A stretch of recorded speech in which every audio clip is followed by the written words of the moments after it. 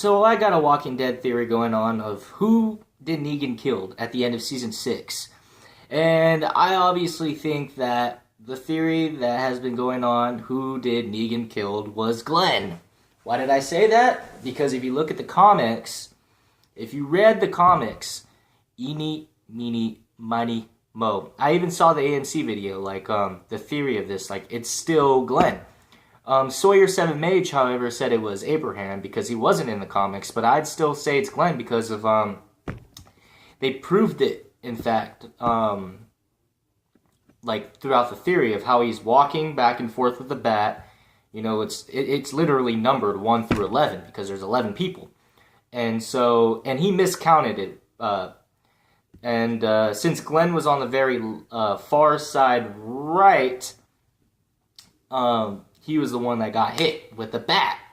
And that is just crazy. I mean, I kind of knew that Glenn was going to die anyways, but if anybody moves and if everybody cries, you better cut up that boy's eye and feed it to his dad. That's what he said. That's what Negan basically said to Carl. Carl would have, cut his other eye out and feed it to his dad. This guy's a savage, man, and he's got 300 saviors on his side.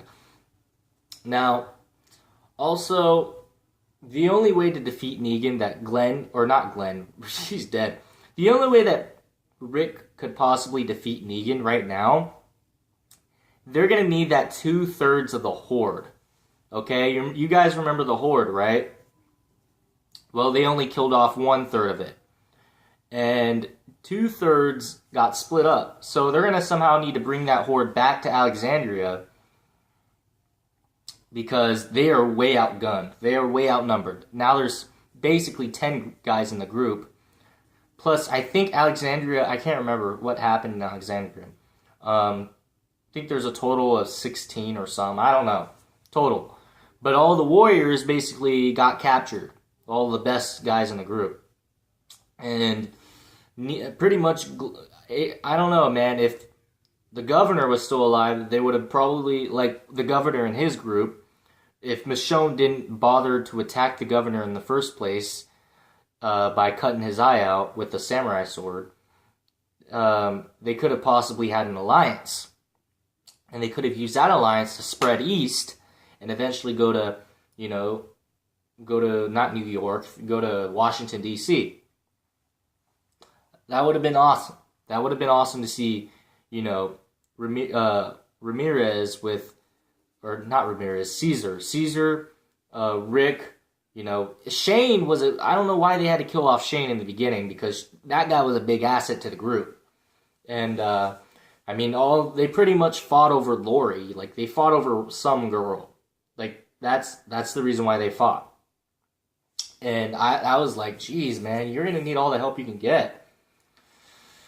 And, geez, how are you going to trust Negan is the question. Somehow, because Negan's the type of guy, his mindset is totally different. The only way I can see him, another route that I could see Negan being defeated is to go to another universe, go to the Resident Evil universe, and get Albert Wesker and the Umbrella Corporation to come over and fight. Because this is what I planned out. I was like, you know what? Since, I just pretend I'm the zombie, the zombie king god, the man who created the viruses in the first place, or something like that. And then Albert Wesker, my, right-hand man, he'll go up to these guys and be like, yeah, and don't forget about Nemesis. He's going to be there. He's going to be in that fight. He's got a Gatling gun with over 10,000 bullets and an RPG with 1,000, 100 shots.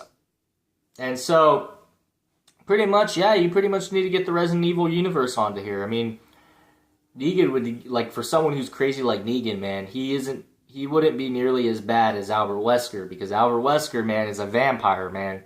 If Rick were to fight, friggin' the Resident Evil universe in general can single-handedly take out the Walkers, easily take out the Walking Dead universe. Leon Kennedy is a better shooter by far than Rick. I can tell you that. He's a better shot man. And so is Chris Redfield. Man, these guys, Like, if Chris Redfield and Leon went in a fight against Governor and Rick, Leon and Chris Redfield would own him. Then you got Ada Wong versus Michonne.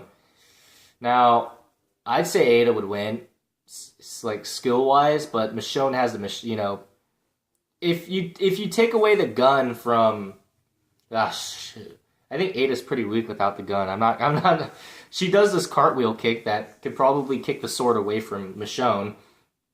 But then you got Negan versus Albert Wesker, and this is a very unfair match because Albert Wesker would kick Negan's ass, I can tell you that, guys.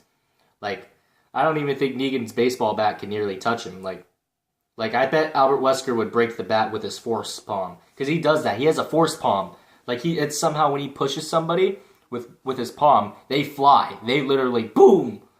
He will fly across a tree. Like, he'll go through a tree if he were to palm Negan.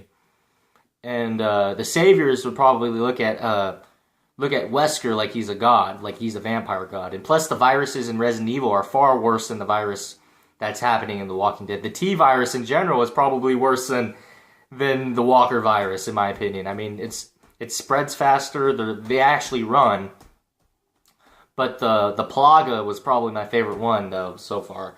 And then there's Ouroboros, and then the G virus, and the C virus. But yeah, go ahead.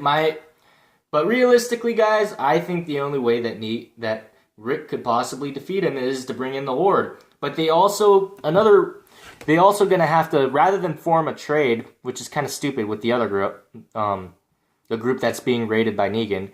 Why don't they form an alliance to get the numbers, like to pick up some of the numbers?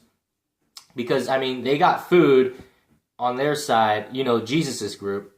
They got food on Jesus's group. Form an alliance with Jesus' group, and we got guns, you know, we got guns on, so if we could supply them the guns, and they supply us the food, and we go together, you know, we have food and guns, good, we'd be unstoppable. Well, I'm not quite sure we'd be unstoppable, but we could probably put up a better fight, because I don't know how many people are in that Jesus' group, man. I think there's about 20 people, versus Rick had like 50 to 60 people in his group. They have the numbers, but majority of them aren't the Warriors, you know. They have less than that, but they used to have more people back then, back when they were in the prison.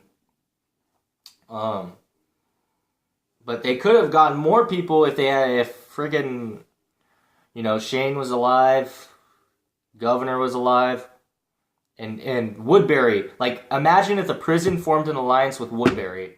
That would have been crazy. And then they got that one guy, they'll form an alliance with that group, with a tank, you know, and instead of killing off the National Guard, they should have used them. They should have had them on the team.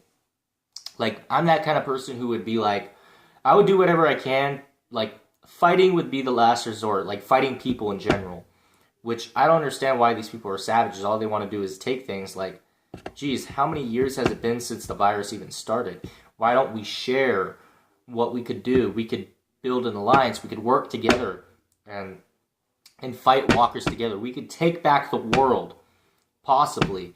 We could invent a cure, possibly, which I can see actually happening, how The Walking Dead will end.